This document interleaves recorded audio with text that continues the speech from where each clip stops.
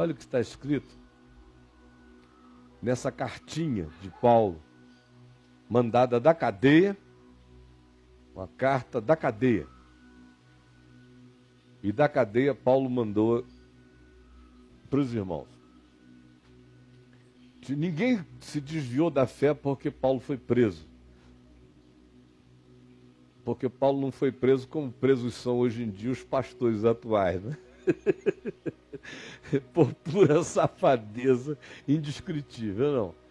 Ele foi preso muitas vezes porque ele não calava diante do evangelho e porque ele dava uma ordem para que ficasse quieto, e o homem não se aquietava porque a boa nova o consumia. Essa era a razão dos seus encarceramentos, e é de tal encarceramento, de tais perseguições, a partir de tais contimentos, que ele escreve preso e diz: Paulo, prisioneiro de Cristo Jesus, já começa relativizando todos os senhores políticos sobre eles. Olha, tem ninguém me prendendo. Eu estou aqui porque a soberania de Deus me colocou aqui. Eles não sabem o mal que eles estão fazendo ao império das trevas, porque me alsacrianizaram dentro do ambiente deles, e é daqui que a bomba sai agora. Quando você é homem-bomba do evangelho, está tudo perdido. Onde você chega, explode.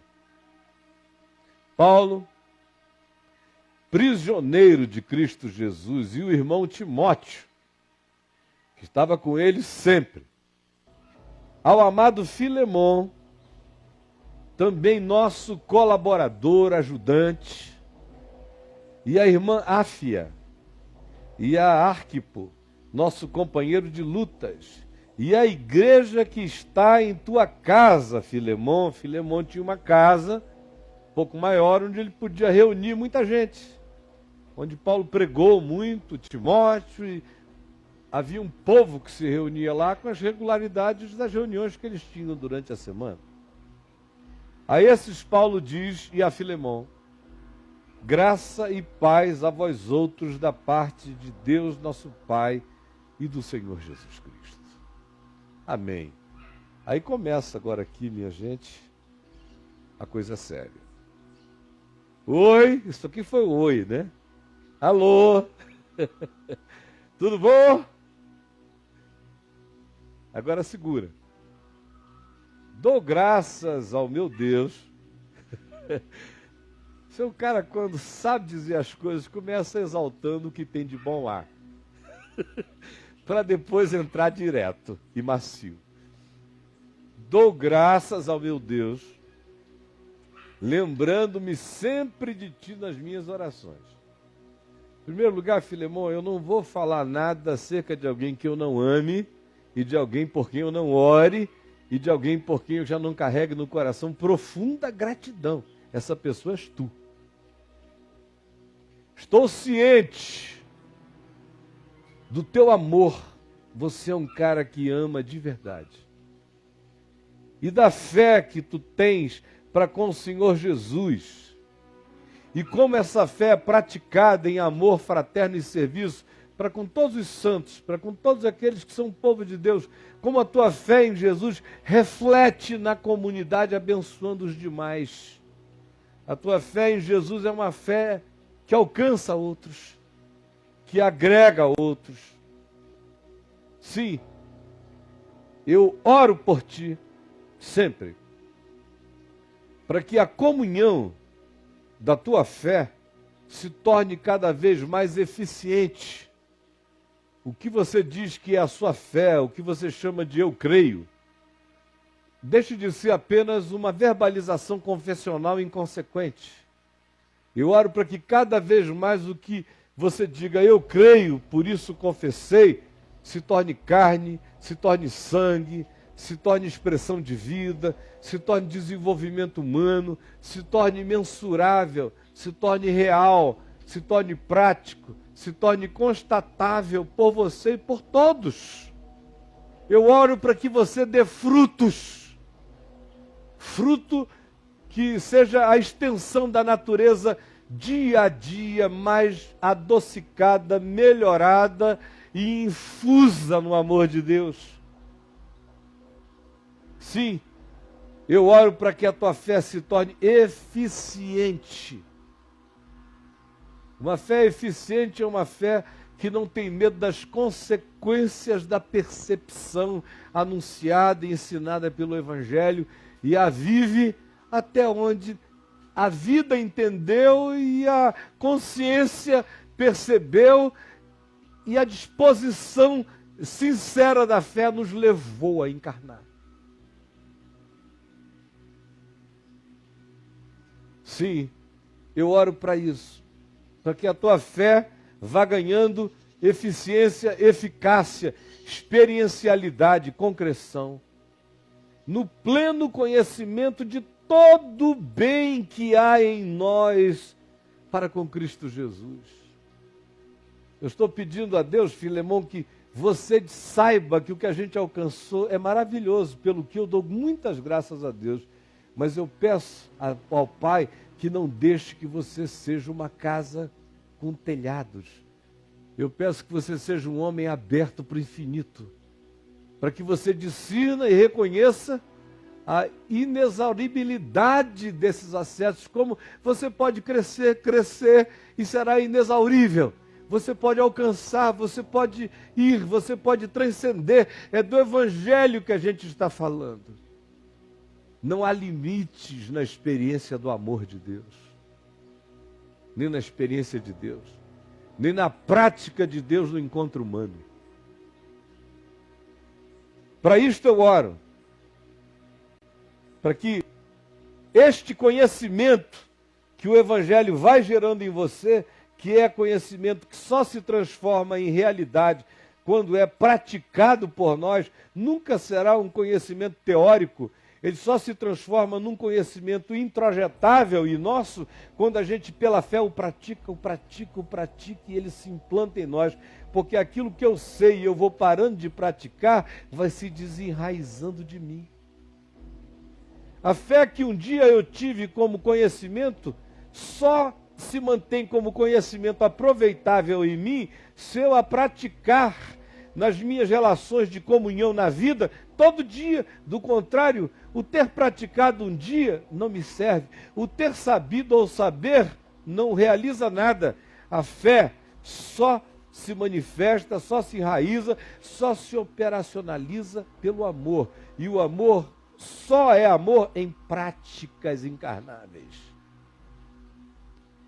Pois, irmão, eu tive grande alegria e conforto no teu amor, Filemão, porquanto o coração de todo mundo aí em volta tem sido reanimado por teu intermédio. Tu és um recreio para a alma do próximo. Tu és um lazer espiritual para quem te encontra. Tu és injeção de ânimo para quem contigo convive. Tu és dia ensolarado para quem se aproxima de ti. E por tal realidade que tu já alcançaste, eu dou graças a Deus, mas peço a Ele que a tua fé se torne ainda mais eficiente. Olha o que ele vai dizer sobre as expectativas mínimas que ele tinha acerca da fé desse indivíduo, que aqui no nosso meio já nos deixaria sem graça, né? Quantos Filemões a gente tem no caminho da graça? Eu queria ser apresentado a eles. Aí no meio animando a fé de todo mundo, o tempo todo. E chega e é um recreio para a alma. Todo mundo reconhece. Um ser bondade pura, frequente, assistente, solidário, em comunhão intensa, sem intermitência, perseverante, disposto. Eu queria encontrá-lo aqui no caminho da graça.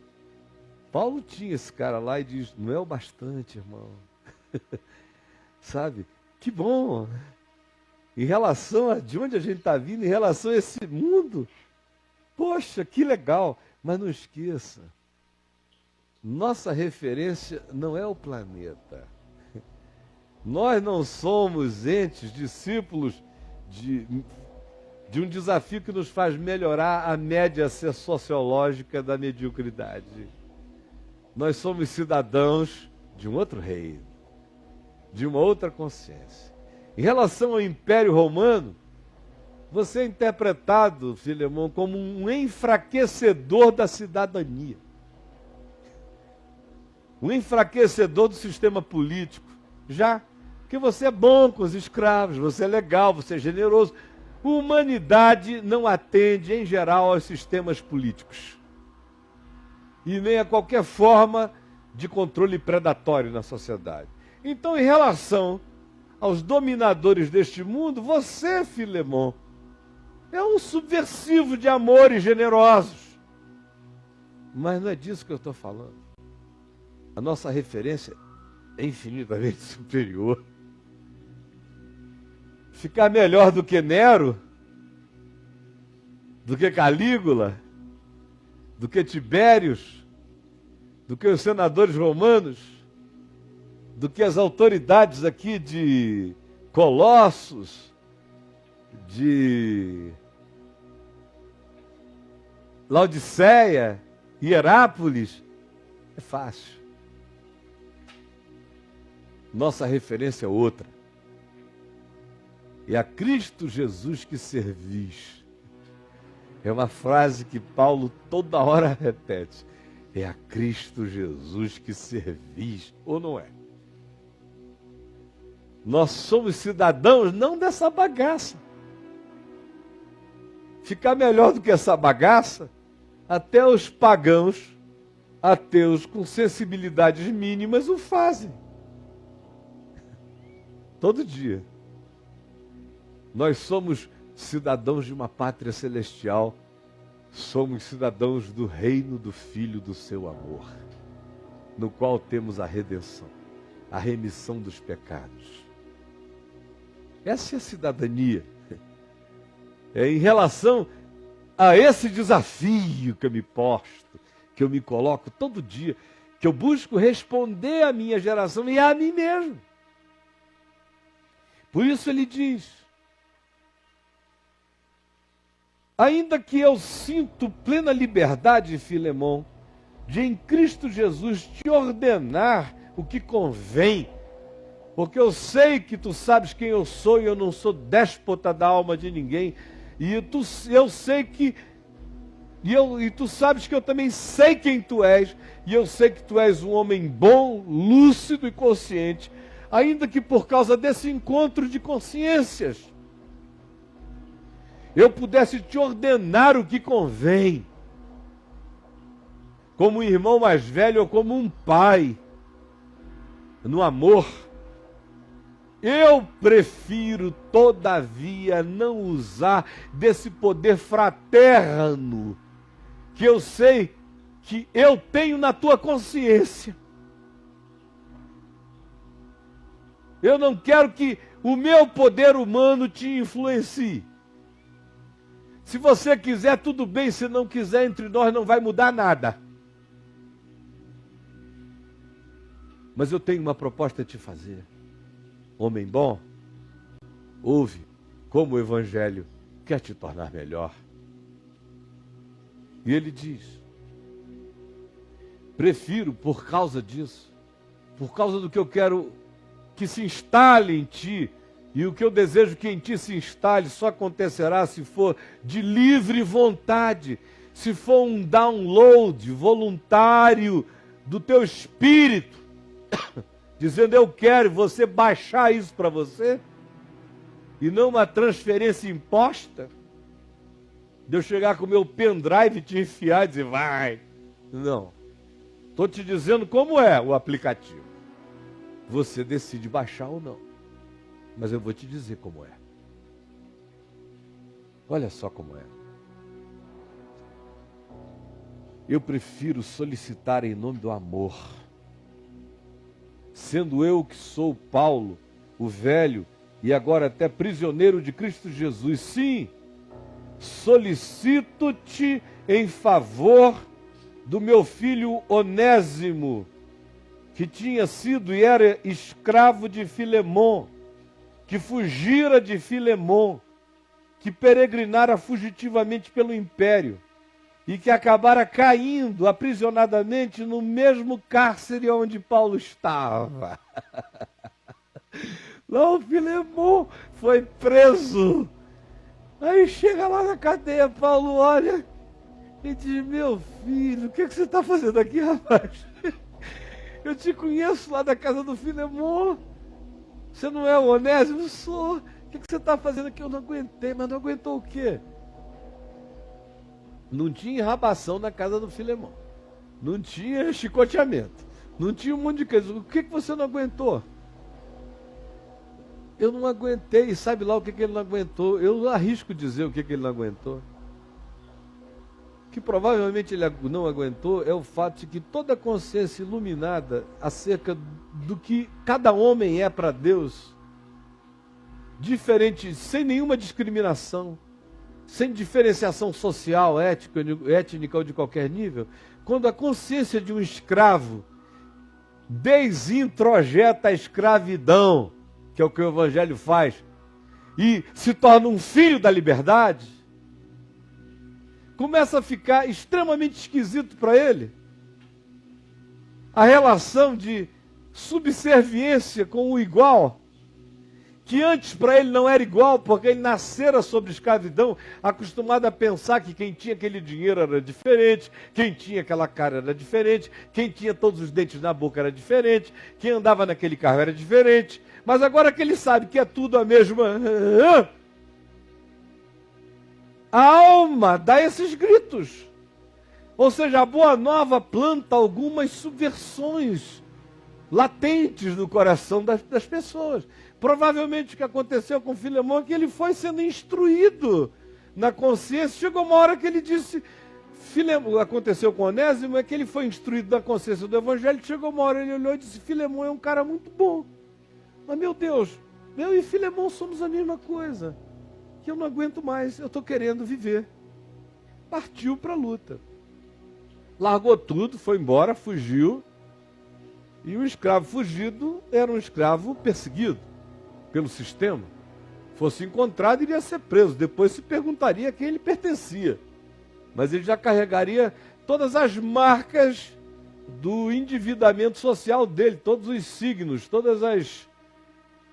todos os códigos de barra da sua escravidão estavam presentes e visíveis. Presos, depois a gente resolve para onde a gente manda, quem o reclama, quem o demanda. O fato é que ele caiu na cadeia onde Paulo estava. Aí Paulo encontra com ele lá, começa a conversar com ele, explicar melhor o Evangelho, a palavra, e ele diz acerca dele: olha, agora eu estou te escrevendo essa carta, eu, Paulo, o velho, e é interessante como Paulo se sente velho com a minha idade, né? Um pouco mais novo do que eu aqui. Ele morreu com 64, 65 anos, então não foi nessa prisão aqui, dessa prisão que ele saiu para morrer, ainda foi depois, passaram mais tempo, ele passou mais tempo, ele já está com uns 59, a minha idade, literalmente, mas o cara estava se sentindo esbagaçado de velho, do trabalho no Evangelho, do desgaste emocional, de todos os níveis. Eu, Paulo, o velho, e agora até prisioneiro de Cristo Jesus, sim, solicito-te em favor do meu filho Onésimo, o teu escravo, que agora é meu filho. Olha só, ele é teu escravo, você está com um problema, Filemon. Você tem um escravo que eu adotei como filho. E você é meu filho, Filemon. O que você vai fazer com o teu irmão, que é meu filho, e que era teu escravo? É um problema, né, Filemon? O teu escravo virou meu filho. E é filho do teu pai e do nosso pai. O que você vai fazer com isso, Filemon? A subversão do império acabou. Ele nos libertou do império das trevas e nos transportou para o reino do Filho do seu amor. O que a gente vai fazer agora? A gente vai ficar sendo pastoreado pela mediocridade do sistema, Filemon. Ou decida. O que a gente vai fazer agora? já que o teu escravo agora é meu filho, porque é filho do nosso pai. E eu gerei, eu pari no ninho das correntes. Nasceu de parto normal. Arreganhei a alma e ele saiu. E agora eu o peguei no colo e o estou amamentando no ninho de correntes. Filemon, o que você vai fazer, Filemon? Era um dilema que Filemon nunca tinha tido na vida. Era um aplicativo que ele nunca tinha baixado. Gente, as situações se complexificam na nossa existência cada vez que a gente acha que atingiu um patamar de segurança para a gente decidir se a gente baixa os aplicativos mais excelentes. Mais excelentes. Cada vez mais excelentes. E Deus vai complexificando a nossa existência, porque a chance que a gente tem de vencer o conforto da mediocridade alcançada. É só assim. E Ele complexifica essas situações para ver se a nossa consciência cresce, dando respostas adequadas à nova situação, conforme a reatualização da compreensão mais excelente, mais elevada do Evangelho na nossa mente e coração e nas práticas da nossa vida. Aí ele diz, gerei ele aqui, em Cristo Jesus, é em favor dele que eu te solicito. Em favor do meu filho Onésimo, que gerei entre algemas. Ele antes te foi inútil. Porque fugiu, porque talvez fosse um cara de natureza meio preguiçosa, ou porque tenha crescido ali naquele ambiente e nas inconformidades dele ele tenha ficado um tipo de escravo meio abusivo em alguns aspectos, sabe lá Deus o que houve. Mas o fato é que o Onésimo era uma contradição de termos, porque o nome dele significava útil. Um bom nome para colocar num escravo, né? Não era nome, você sabe que os romanos tinham nomes especiais para a aristocracia. Você reconhece quando você lê uma genealogia do Novo Testamento, dá para você reconhecer a posição social dos mencionados pelos nomes deles. E tem certos indivíduos que carregam nomes de ricos. Tem certos indivíduos que carregam nomes de classe média. Tem certos indivíduos que carregam nomes de pobre. E Onésimo era nome de pobre. Ninguém tem um filho e chama o filho de útil. Porque já é como quem bota uma canga e diz, vai carregar peso, hein? Só antigamente no interior que a gente tinha lá 12 filhos, porque era a única garantia de plano de saúde, né? Era 12 filhos trabalhando, 10 filhos trabalhando pra gente, aí não tinha INSS, não tinha nada. Ficava velho, os filhos sustentavam. Aí podia ser que naquele tempo pusesse o nome do filho de útil 1, útil 2, útil 3, útil 4, mas no Império Romano, Onésimo era nome de escravo, de um cara que estava ali para funcionar, era funciona o nome dele. Como chamarás? Funcional. Útil. Era assim, que era o nome dele. Aí Paulo faz um trocadilho. Eu estou aqui com Onésimo. Ele já foi uma contradição de termos. Ele era um inútil. O nome dele era uma piada em relação a ele. Quem quer que chamasse o cara de Onésimo, dava uma gargalhada depois, porque ele não era útil. Ele era... Você não pode nem imaginar o que esse homem se tornou, Filemon. Aqui, entre algemas. Como o caráter dele mudou. Ele já te foi inútil. Uma contradição de termos. Hoje ele é uma encarnação do nome. Mas não é por isso que eu estou falando contigo a respeito dele. Antes te foi inútil, atualmente, porém, é útil a ti e a mim. Eu envio de volta em pessoa. Estou enviando-o de volta a ti pessoalmente. Quero dizer, estou mandando a ti, Filemon, o meu próprio coração. Escuta, você pode receber meu coração? Então, segura essa. Meu coração hoje se chama Onésimo. Quem quiser dar um beijo no meu coração, acolha Onésimo. Onésimo é um princípio de Jesus, né? Quem acolhe a um e dá um copo d'água a ele, a mim me acolhe. Quem pega um pequenino, a mim me acolhe. Quem acolhe um profeta, a mim me acolhe. Quem acolhe o menor de todos os homens, a mim me acolhe. Paulo está usando esse princípio da reciprocidade solidária, onde o fazer pelo outro é fazer por aquele que o criou, é fazer por aquele que o enviou, é fazer por aquele que o salvou, é fazer por aquele que diz acerca dele, é meu filho. Eu te envio de volta em pessoa, quero dizer, o meu próprio coração. Eu queria conservá-lo aqui comigo. Queria mesmo. Aqui comigo, viu, Filemão? Para me servir em teu lugar. Se o Evangelho faz essas loucuras, diz para o cara rico e poderoso, um presozinho aqui, todo acorrentado, cheio do Espírito Santo, remelento, com um problema de conjuntivite crônica, fraco, se sentindo velho e quebrado. Filemão, olha como o reino de Deus subverte todas as ordens. Eu queria conservar o Onésimo aqui comigo para me servir em teu lugar. Para me servir em teu lugar. Mas resolvi que não. Resolvi enviá-lo a ti. Ou queria que ele ficasse aqui mesmo, para me cuidar, para tratar de mim, para me poupar nesse tempo de tanto frio, de tanta solidão, de tanto desconforto nessa cadeia. Ele me tem sido utilíssimo e eu queria até conservá-lo comigo, em teu lugar.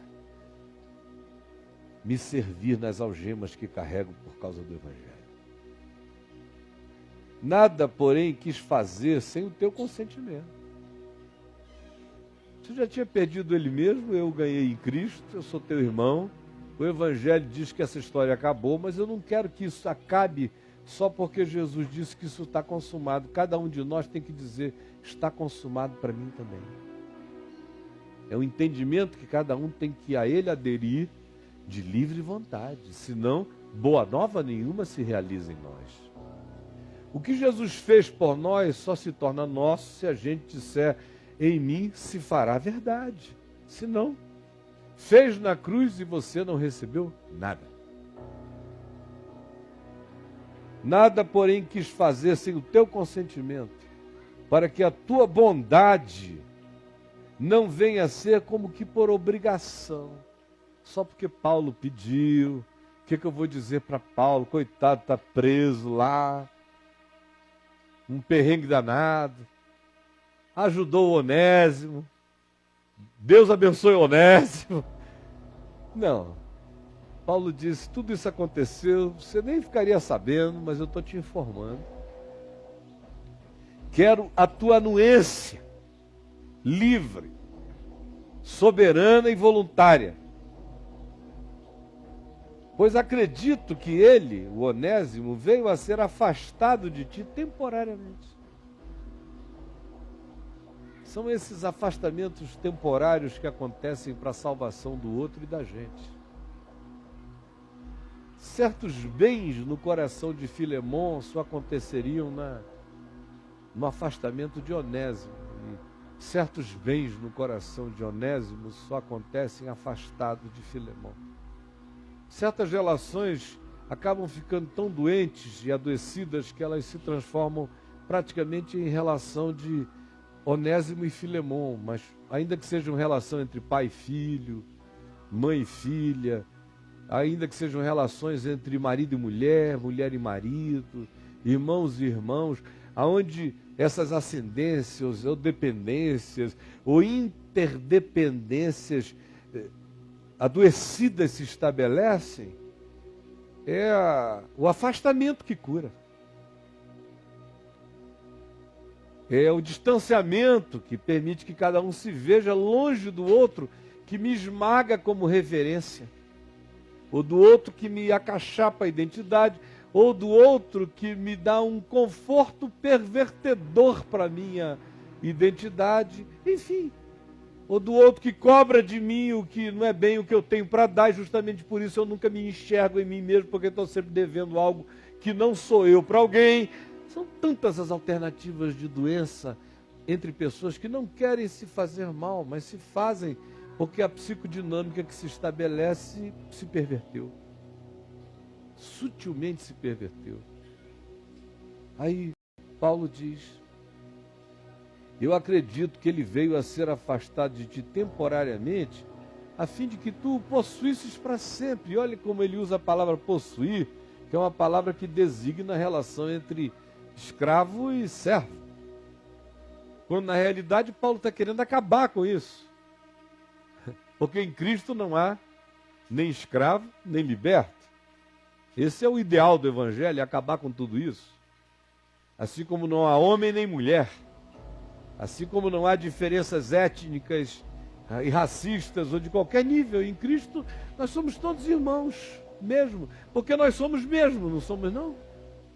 Ou alguém veio de uma outra ascendência humana de outro lugar. Você veio de onde? Do Alasca? Teu Adão e Eva nasceram aonde? No Alasca? Nasceram aonde? No Tibete?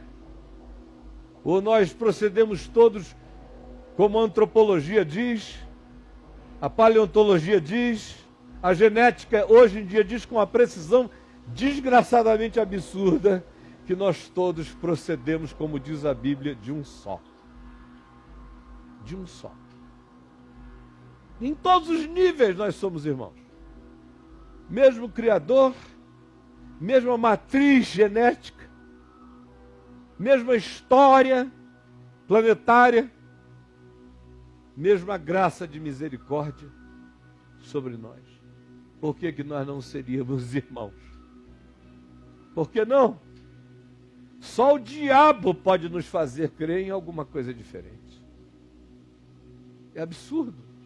Quanto mais eu vou ficando mais velho, mais certas coisas vão ficando tão pateticamente ridículas que eu sinto vergonha de ser homem na terra.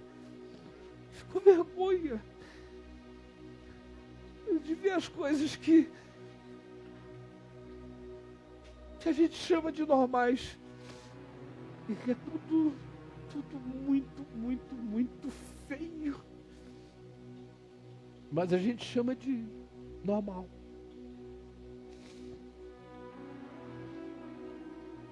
Paulo diz: ele foi afastado de ti temporariamente para que tu o possuísses para sempre. Agora o tipo de posse que Paulo diz que o Evangelho permite. É a posse para servir, né? Você é minha possessão para eu te servir. Eu te possuo para te servir. Eu te possuo para te abençoar. Você está danado comigo, eu sou teu irmão para te ajudar. Não esqueça não, hein? Eu sou o Senhor do teu serviço. Essa é a maluquice do Evangelho. Quem entre vós quiser ser o maior, seja o servo de todos. Assim é do Evangelho. Quem não gosta disso, não gosta de Evangelho. Olha só como é que agora o Evangelho me ensina a possuir o outro. É uma ironia, ele usa essa palavra de maneira sarcástica. Já não como escravo, claro. Acabou essa idiotice. Isso aí era o jardim, era a escola dominical da permissividade fraterna, o Filemon. Eu não quis nem puxar esse assunto tão claramente, porque eu ainda estava no processo de ajudar você a virar homem. Mas agora que você é um homem, chega a hora de virar mesmo um cara maior do que tu já és. Não mais como escravo, antes, muito acima de escravo. Tu o possuirás como irmão caríssimo. Você tem algum irmão caríssimo? pelo qual você daria a sua vida. Irmão e meu irmão, eu vejo as pessoas endeusando o DNA, não é? Quem está do lado dele é um ser humano, mas não é nada não. Agora, do meu lado aqui tem um cara que, se fizer exame de sangue, tem o mesmo DNA que o meu, aí ele pode ser a maior porcaria do mundo, maior safado, viver de canalice em canalice, mas ele é melhor do que o outro ser humano legal aqui, só porque nós temos o mesmo DNA. Isso é uma outra coisa diabólica, demoníaca. Porque nós todos temos o mesmo DNA, meu amigo. Só houve uma convergência de lixo específico no meu e no teu, que a gente saiu do mesmo útero. Nós somos DNA humano, basta. Foi por isso que na cruz, Jesus, que podia ter dito: Maria, eu vou aparecer a meu irmão Tiago e aos outros, Judas, Simão, e isso e aquilo, e dizer: cuidem bem da mamãe, tá? Mas o que ele fez na cruz? Matou a idolatria do DNA. Matou a idolatria do DNA. Nas duas pontas da idiotice. Virou para Maria, que por exemplo, os cristãos católicos cultuam quase como se ela tivesse um DNA divino nela, né? Como se não fosse apenas uma garota de Nazaré, bonitinha, queridinha, amada, santinha, como muitas outras meninas de Nazaré, porque a escolha foi escolha de graça, não foi por obras marianas para que Maria não se glorie. Tudo é graça. Mas ele matou o DNA na cruz.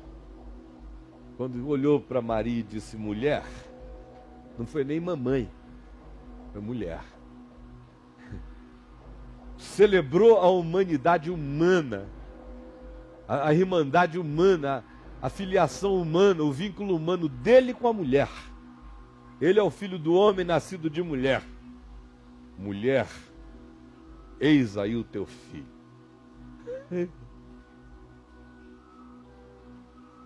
Devia acabar com toda essa história de Maria, mãe de Deus, aí na hora já, né?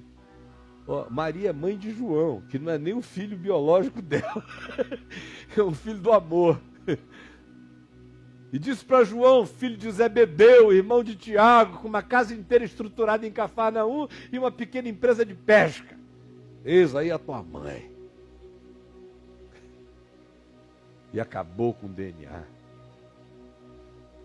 Voltemos a Paulo, ao Evangelho, que diz: olha, tu vais possuí-lo como irmão caríssimo.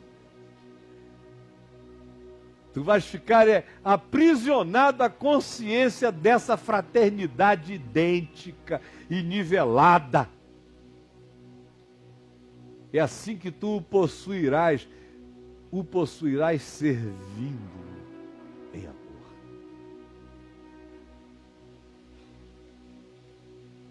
Sim, um irmão caríssimo de ti, especialmente de mim.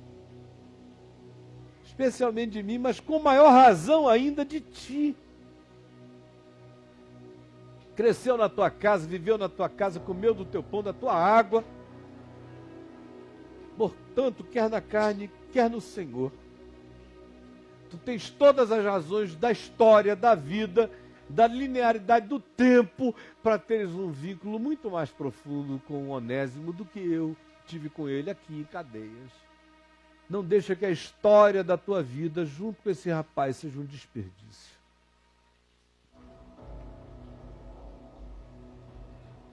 Se, portanto, me consideras companheiro, isso é um apelo assim que me enternece. Esse é o revolucionário do amor, não tem, né? Levantemos-nos, comunistas, marchemos. Proletariado, trabalhadores, ergam-se. Não tem nenhum Robespierre, invadamos o palácio. Não. Olha só, onde está Robespierre? Onde estão todos esses? Mas Paulo está aqui. Aberto na nossa casa, hoje de manhã. o revolucionário sem espadas, e que diz apenas isso: se portanto me consideras irmão, companheiro que partilha o pão que Jesus abençoa todo dia, se tu me consideras filho da mesma comunhão eterna, recebe-o como se fosse a mim mesmo, que é o que Jesus manda fazer com toda outra pessoa carente, necessitada, ou em relação à qual nós estejamos com o poder divino de perdoar, ou de acolher, ou não. Gente, nós temos muitas prerrogativas divinas nos nossos encontros humanos e a gente trata como diabo essas oportunidades. A gente tem oportunidades de Deus na vida do próximo todo dia. Porque tem gente que precisa ser perdoada é por mim, não é por Deus, não. Por Deus não está nem aí para aquilo ali. Eu é que estou aí para aquele problema. É um problema para mim, virou um problema para ele. E Deus diz que pena que eles estejam se matando por nada, ao invés de se abraçarem. Meus filhos, e muitas vezes, a maioria das vezes, Deus está na porta entre os filhos, como lá na parábola do irmão mais velho com o irmão mais novo, do pródigo e o irmão emburrado. Lembram da parábola do filho pródigo? É o pai ali. O que o pai fez? Celebrando a chegada de um e tentando diminuir a burrice idiótica e amargurada do outro. Mas em momento algum, se tu não entrares na festa, não serás meu filho nunca mais. Não, ele não concorda com nada daquilo, como ele não concordou quando o outro filho foi para porcaria na terra distante. Mas para esse que está aqui agora na porcaria, na porta de casa, na varanda, ele continua chamando de meu filho, meu filho, meu filho, meu filho, meu filho. Nosso Senhor tem cada filho. Somos todos nós. Esse pessoal complica tanto a existência. Paulo diz, recebe-o. Se tu me consideras companheiro, recebe-o como se fosse a mim mesmo. E se algum dano te fez, se pegou na saída, se levou, está te devendo alguma coisa? Te deu algum prejuízo? Está faltando pagar algo? Se algum dano te fez, eu quero lembrar o seguinte, não deve ter feito falta, tu estás vivo, né, Filemão? Estás tão vivo que eu estou escrevendo uma carta para ti. Estás vivo. Então o que quer que ele te tenha tirado, não tirou bastante para que tu não estivesse aqui. Tu te tens ainda e tens tudo que tens. Tu já começa a relativizar essa coisa também de... Eu, um ser humano, só se redime perante outro no dia que pagar todas as dívidas mensuráveis. É assim que quem deve se sentir. O devedor. Mas não é assim que o credor deve praticar. O credor que sobreviveu ao endividamento, o credor que sobreviveu à perda, o credor que sobreviveu a isso tudo e continua bem e vivendo, se é do Evangelho, sinceramente, se o outro não tem como pagar e vem e diz não tenho como pagar, o que é que Jesus recomenda que esse credor faça em Mateus 18? Que lhe perdoe aquela dívida, assim como o Pai Celeste me perdoa todo dia do que eu não tenho como pagar. O Evangelho é simples, por isso é que todos nós somos indesculpáveis. Se tu me consideras companheiro, faz assim, se te fez algum dano, ou se te deve alguma coisa, lança tudo em minha conta. Lança na minha, no meu caderninho aí contigo. Aí diz assim, para eu não te alegar que tu me deves a própria vida. Porque eu te conheci, cara, eu te conheci tão encardido, tão mesquinho, tão bostinha, tão merdinha de Colossos. Foi como eu te conheci, tão arrogante, filé mignon dos arrogantes. E hoje é só como você virou esse patinho, esse chã. temperado pelo amor. Como você largou essa aura de vanglória e foi virando essa gente boa e simples de Deus.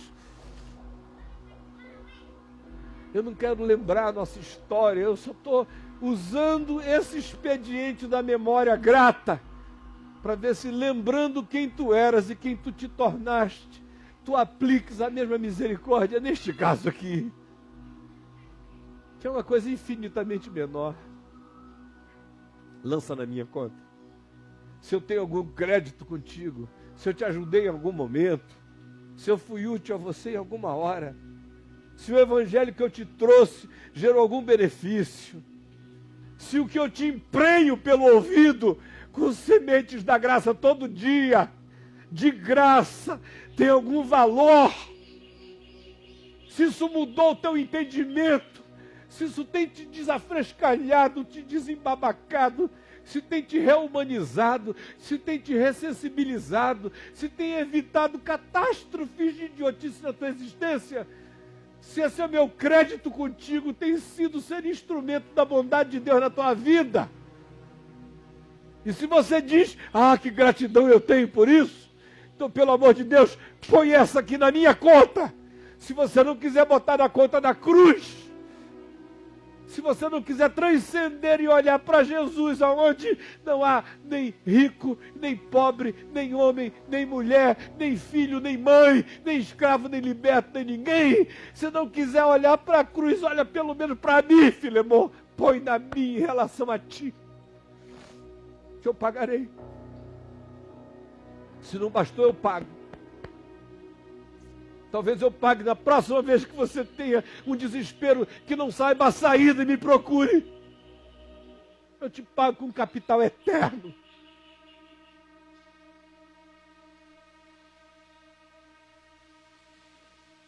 Pois bem, ele prossegue e diz: eu, Paulo, de próprio punho escrevo, eu pagarei, para não te alegar que também tu me deves até a ti mesmo. Sim, irmão, que eu receba de ti no Senhor este benefício. Reanima-me o coração em Cristo. Paulo está numa situação em que as únicas coisas que conseguiam reanimá-lo era quando ele via o evangelho prevalecer sobre a mesquinharia humana. Aí ele diz, por favor, me dá essa injeção de ânimo, eu estou preso, estou aqui no aconchego das correntes geladas. Me dá esse ânimo em Cristo Jesus.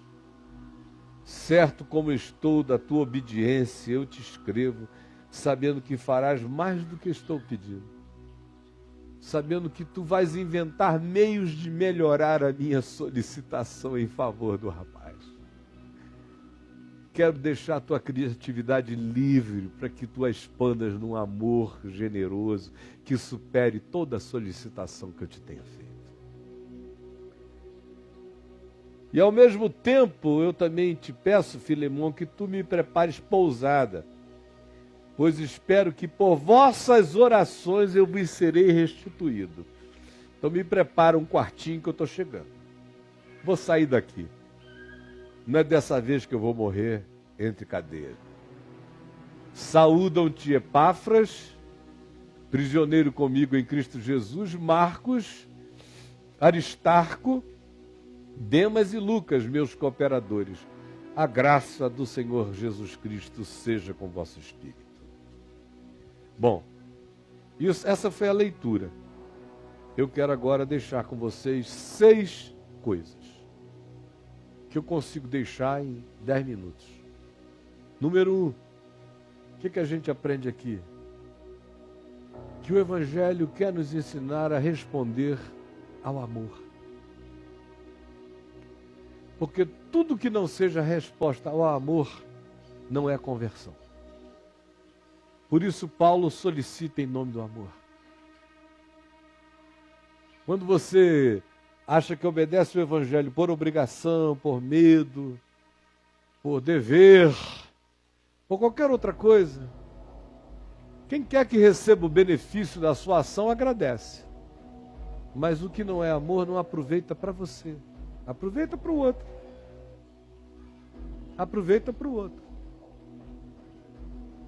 Se a Microsoft decidir fechar as portas hoje, pegar tudo que tem, dar aos pobres, os pobres vão agradecer muito. Agora, se o Bill Gates não fizer isso por amor, se ele fizer apenas para se tornar o maior filantropo da história humana, nada disso lhe aproveitará diante do eterno. Mas os pobres da terra vão agradecer. Eu é que tenho que decidir se eu quero que as coisas que eu faço aproveitem para sempre ou aproveitem para outros. Porque todo bem que eu faço a outro, aproveita o outro, mas nem sempre aproveita a mim. O bem que eu faço a outro, que aproveita o outro e aproveita a mim, é só o que eu faço com amor. Mesmo sem anotação, sem memória externa para guardar e mandar para ele não se esquecer do que eu fiz. Não, é por amor. Segunda coisa que Paulo ensina, que o Evangelho não aceita karmas. Não aceita karmas. O Evangelho kármico não é Evangelho. Por isso, todas essas religiões cristãs que estão por aí não tem nada a ver com o Evangelho, porque estão cheias de karmas. O cara nasce gay e está no inferno, isso é um karma. O outro é hermafrodita, não pode ser pastor. Se nascer com uma vagina e um pinto, não pode ser ungido. Se é de baixo nível social, só consegue ascender em igreja pentecostal. Porque em igreja histórica dificilmente ele sai do último banco. É tudo cheio de karma. O cara, por exemplo, até hoje tem gente que me trata como o adúltero. Parece que a minha profissão é essa. Alguém aqui já foi cantado por mim? Nesses 10 anos de Brasília, já me insinuei, já te dei uma piscadinha. Olha que eu não sou de jogar fora. Eu sei do meu potencial e o mundo inteiro sabe também. Mas alguém aqui algum dia me viu com alguma indecência? Não viu e nem verá. E de onde eu venho não tem ninguém para se levantar e falar de outro modo também não. Porque eu posso te dizer e digo o que eu fiz, como fiz, onde fiz, com um dia para acabar e para terminar. Mas sei que não é assim que eu vivi, não foi assim, nem assim que eu viverei. Eu sei quem eu sou. Mas porque um dia aconteceu e eu me divorciei, virou um escândalo, para esse povo aí eu sou o adúltero, eu sou um Dalit, ali, indiano. E dessa casta eu não saio nem com jejum e oração. Tá danado. Quanto melhor eu fico, mais eles dizem, adúltero, desgraçado. Vocês precisam ver o que eu recebo de carta. Coisas lindas, quando tem muita gente sendo liberta aqui no Papo de Graça, é quando mais os crentes me maltratam. Safado, não sei nem por que Deus te usa, seu canalha. Aí eu digo, fala com ele, rapaz, ele deve ter perdido o juízo. Mas Evangelho não aceita karma. Por isso é que Paulo diz em 2 aos Coríntios, né? Quando ele descreve aquela moçada lá de Corinto, que não era moleza, isso era um pessoal brabo lá em Corinto. Ixi. Aí ele diz, olha, entre vocês, quando eu cheguei, eu conheci ladrão, roubador, cretino, canalha, assaltante. Ele dá a pior lista do mundo. Diz, tais fostes alguns de vós. Agora, porém, vós vos regenerastes, vos convertestes, vos transformastes, fostes justificados, fostes ungidos, fostes perdoados. O Evangelho é esse agora, porém. Agora, porém. Ele descarnifica a existência A única coisa que ele pede é fruto digno de arrependimento. Se houver fruto digno de arrependimento, se alguém está em Cristo, nessa consciência, é uma nova criação, é um novo mundo, é um regênesis. O Evangelho não aceita castas, sob hipótese nenhuma.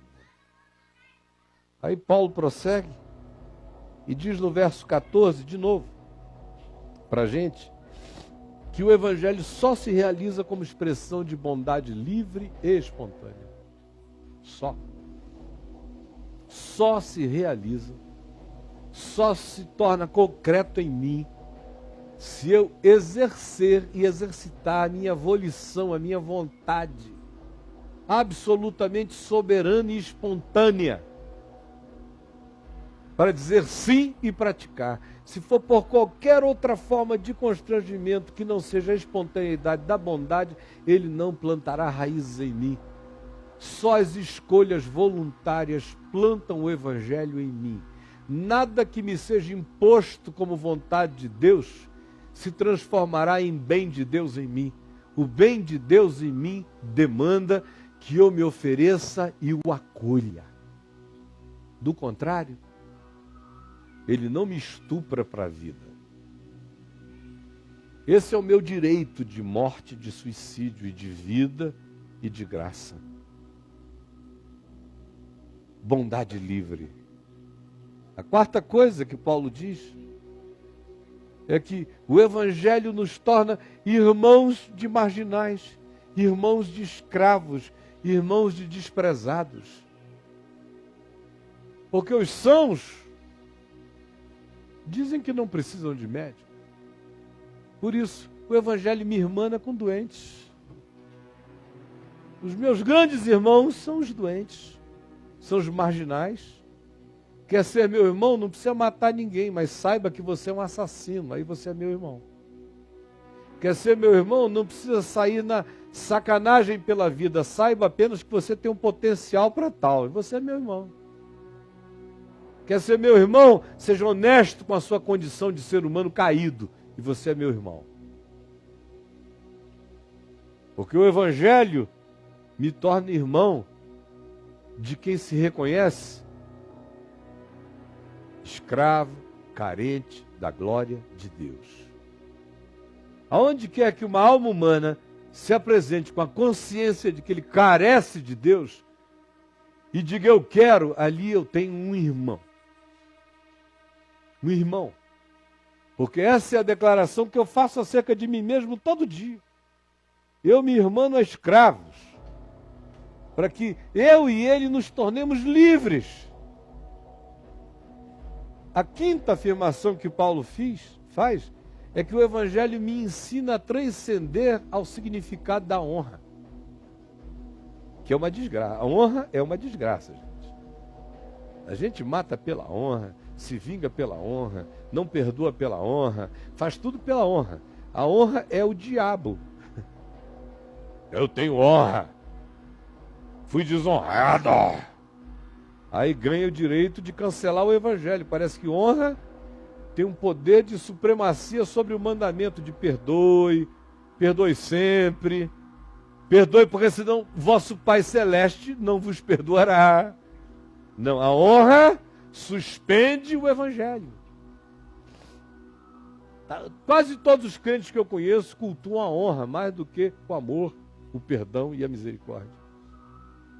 A reputação, então, é mais cultuada do que tudo. É uma coisa de reputação mesmo. E vem Paulo e diz como o Evangelho transcende a honra. Se, portanto, me consideras companheiro, recebe-o como se fosse a mim mesmo. Se algum dano te fez, se te deve alguma coisa, lança tudo em minha conta. O Evangelho passa por cima de débitos, contabilidades, encontro de contas, por cima disso tudo, ele quer saber apenas se o reino foi plantado no coração do desgraçado que um dia eu conheci como tal. Só isso. E por último, Paulo diz, não há evangelho, nem para começar, jamais, se ele não se implantar em mim como consciência de que a manutenção da boa nova em mim depende de eu caminhar em perdão todo dia. Não haverá evangelho em mim sem a consciência de que a manutenção do evangelho em mim depende de eu caminhar em perdão todos os dias. Perdão dos outros. Tem gente que fica com essa coisa neurótica de passar o dia pedindo perdão a Deus pelos seus pecados. Perdão, Senhor, não botei comida para os peixes hoje. Perdão, Senhor, atravessei um sinal amarelo. Perdão, Senhor, esqueci de falar com a velhinha, que eu estava assim corrido, não vi. É mais fácil você ficar arranjando essas idiotices para pedir perdão do que perdoar o próximo. Quem não quer perdoar o próximo fica pedindo perdão a Deus. É simples assim de entender. O cara que vive pedindo perdão a Deus não quer perdoar os outros. Porque quem perdoa os outros não vive com essa história de pedir perdão a Deus. Porque o que me faz pedir perdão a Deus não tem nada a ver com Deus. O que me faz pedir perdão a Deus é o que eu faço contra ti. Ou o que eu deixo de fazer a ti. Aí porque eu não quero tratar do que eu faço de mal a ti, ou não faço de bem a ti, eu arranjo peixinhos morrendo, arranjo sofisticações humanas para pedir perdão a Deus. Para não ter que encarar as concretudes das minhas alienações em relação a Deus no próximo, no irmão, aí eu vou pedir perdão a Deus porque esqueci de dar comida para o meu cachorro. Porque quando eu cheguei de viagem, o meu cãozinho estava carente. Perdão, Senhor, eu deixei meu cãozinho. Meu Deus, a vontade às vezes que dá, gente, me perdoe, o Senhor me perdoe, é de sair batendo, sabe? Batendo, às vezes me dá uma coisa assim, uma ira. Eu digo, Senhor, me salva dela, em mim e nos outros. Porque, gente, dá vontade de atropelar e mandar o cacete, porque é muita idiotice. Muito idiotice. E eu fico olhando, eles se enganam e acham que eu também estou acreditando nisso. Vai ficando ridículo. Ridículo. Patético. Porque o Evangelho me ensina que não existe Evangelho sem perdão. Olha, existe Evangelho para mim sem eu saber de nada. Porque Deus estava em Cristo reconciliando consigo mesmo o mundo. Isso já estava feito de modo unilateral. O Cordeiro foi imolado antes da fundação do mundo. Não tinha se criado nada, já estava tudo perdoado. O perdão de Deus não é um problema. Antes de existir qualquer coisa, Ele já tinha perdoado o que não havia. Já tinha perdoado o que não existia. Perdão que é um problema é o que acontece só entre eu e ti. Mente. É aqui, nesse nível. Aqui é que eu mato. Ninguém mata Deus. Coitado do Nietzsche. Deus morreu. Aí todo mundo, Deus morreu. Estava falando da gente, da religião, dessa porcaria aí. Deus. Nietzsche sabia que Deus não morre. Nem que Deus não existisse, Deus não morreria. Nietzsche sabia por uma definição filosófica. O conceito não morreria. Não morrerá jamais. Mesmo que Deus não existisse, o conceito dele já é inapagável. Porque cada homem vai sempre projetar essa projeção. Em qualquer mundo, em qualquer ficção, em qualquer ambiente. Pois bem, e aqui é onde perdão importa. E o que Paulo está ensinando é o que Jesus diz. Perdoa as nossas dívidas, assim como nós perdoamos os nossos devedores. Esse é assim como determina o ciclo de manutenção do perdão na existência humana. Você quer viver perdoado? Você que já nasceu perdoado e que se faz endividado todo dia pela sua falta de perdão para com os outros, ou para com as suas reações para com os outros, ou omissões para com o próximo, ou ações perversas contra ele. Pare de praticar tais ações. E se você tem algum ressentimento, mágoa, amargura, zanga, dor, seja o que for no coração, perdoe do íntimo, para que o Pai Celeste nos perdoe. A manutenção do perdão em mim acontece como prática do meu perdão a ti. A manutenção do meu perdão em mim acontece como prática do meu perdão ao próximo. Quer viver perdoado? Ande perdoando. É o que o Evangelho diz. Durma em paz. Juízo nenhum paira sobre a sua cabeça. Quem todo dia acaba com os juízos finais pelos perdões cotidianos, já passou de todo juízo. Vai para o juízo final quem não finaliza julgamentos contra o próximo jamais. Aquele para quem os julgamentos contra o próximo estão cancelados, não porque eu não enxergue, não porque eu não veja a idiotice, não porque eu não veja a calamidade, mas porque apesar de ver, eu o perdoo. Não o inocento, o perdoo. Não o melhoro, fazendo de conta que ele não fez o que fez. Não, ele fez o que ele fez. Eu estou perdoando não porque ele melhorou, eu estou perdoando é porque, apesar de tudo, pela misericórdia de Deus, eu que sou um perdoado apesar de mim, perdoo a ele, apesar dele. Eu só estou repetindo o que fizeram comigo. Porque Cristo Jesus me perdoou sendo eu pecador. Ninguém tem que melhorar, nem eu tenho que melhorar ninguém para perdoar. O perdão é uma coisa absoluta. Se o outro melhorar, melhorou, graças a Deus, bom para ele. Se ele não tivesse melhorado, estava perdoado. E assim eu caminho fazendo a manutenção do perdão. O que é a manutenção do perdão? Que significado é esse de andar fazendo manutenção do perdão? É porque senão o juízo vai cair na minha cabeça. Eu já disse milhões de vezes, Deus não tem tempo para ficar jogando juízo na cabeça de ninguém. Ele é eterno demais, é bom demais, é Deus demais para jogar juízo na cabeça da gente. Nós é que trazemos o nosso juízo. Andarmos em perdão é irmos fazendo todas as coisas contribuírem para o nosso bem, porque a gente só pode amar a Deus no próximo.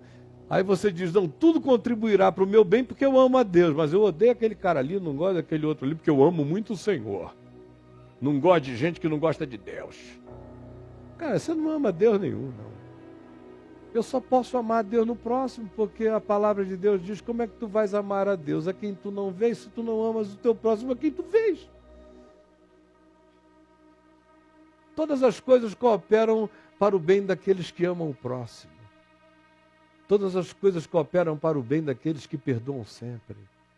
Todas as coisas criam a cadeia e a corrente invisível do bem, as sinergias do bem, para quem anda com esse espírito e essa atitude. Todas as coisas cooperam. Não para quem se torna um Amish e fica o dia inteiro ali dizendo, eu amo a Deus, por isso eu não abro os olhos, eu amo a Deus, por isso eu só leio a Bíblia, eu amo a Deus. Não, você vai ficar doido, nada vai melhorar, você vai ficar um cancro mole, vai perder o cérebro, vai virar um ser amébico. Você não ama a Deus.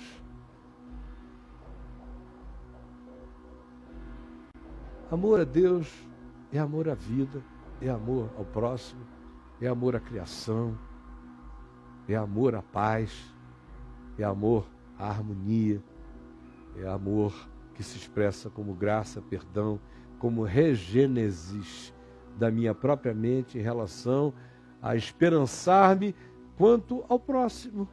Todo mundo pode se converter depois que aconteceu comigo.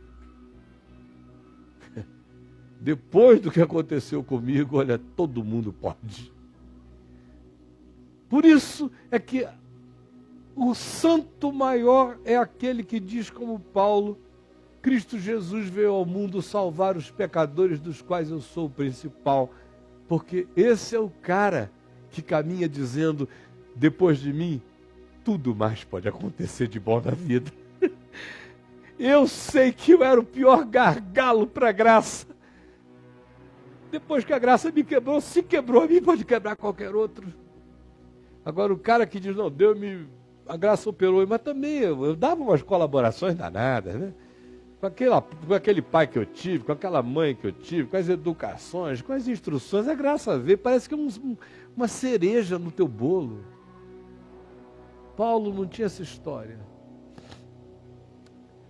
Nunca adulterou, nunca roubou ninguém.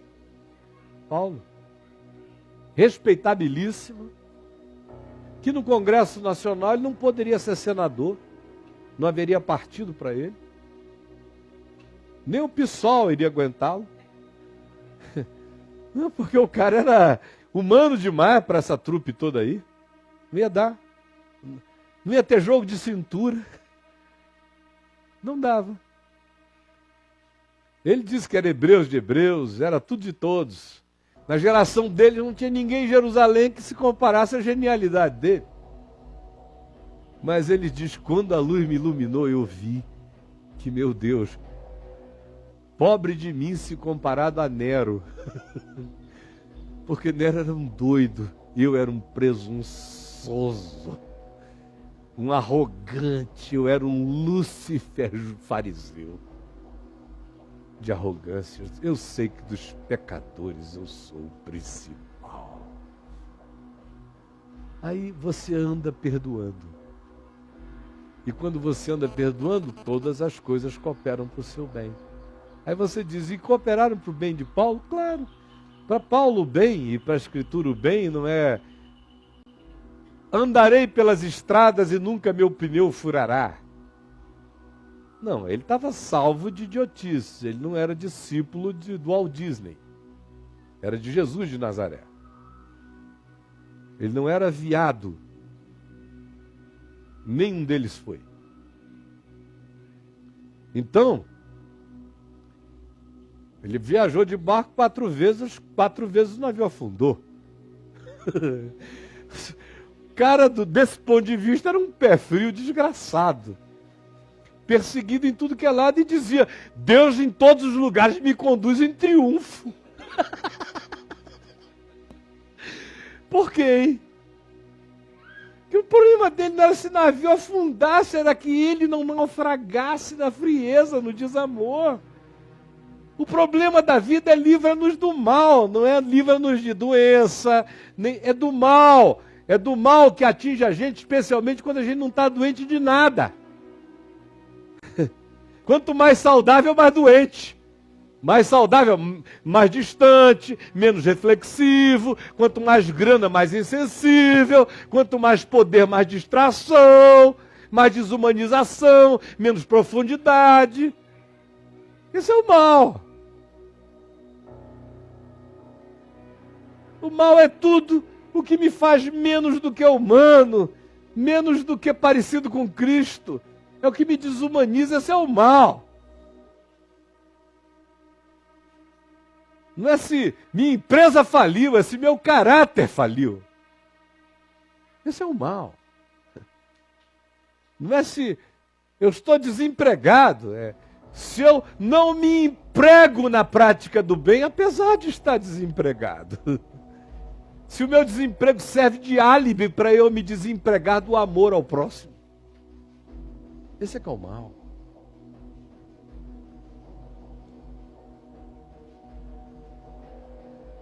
Jesus,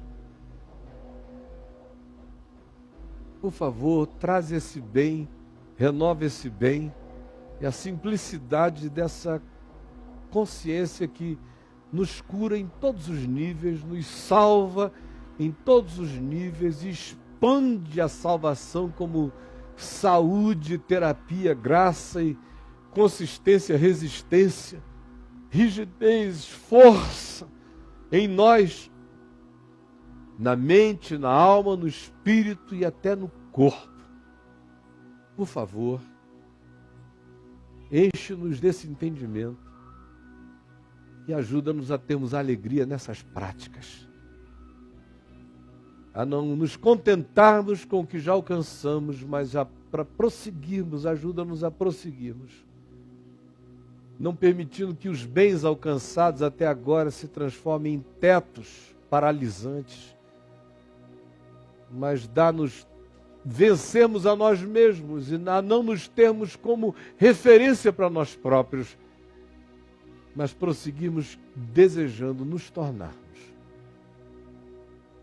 esses entes evangelhos, essas pessoas que são uma verdadeira boa nova na vida, que relativizam a sua sociedade, não por causa de ideologia, mas por causa de práticas de um amor que está morrendo e que se torna cada dia mais ridicularizado nessa sociedade podre.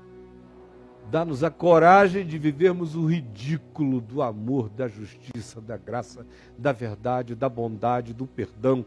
Ajuda-nos a termos a coragem de sermos os otários da bondade, da justiça e da misericórdia, no meio dessa geração pervertida e corrupta. Salva-nos de nós mesmos e dessa geração. Pai nosso que estás nos céus, santificado seja o teu nome. Venha o teu reino. Seja feita a tua vontade, assim na terra como nos céus. O pão nosso de cada dia nos dá hoje. Perdoa as nossas dívidas, assim como nós perdoamos os nossos devedores. Não nos deixes cair em tentação, mas livra-nos do mal. Pois teu é o reino, o poder e a glória para sempre. Amém e amém.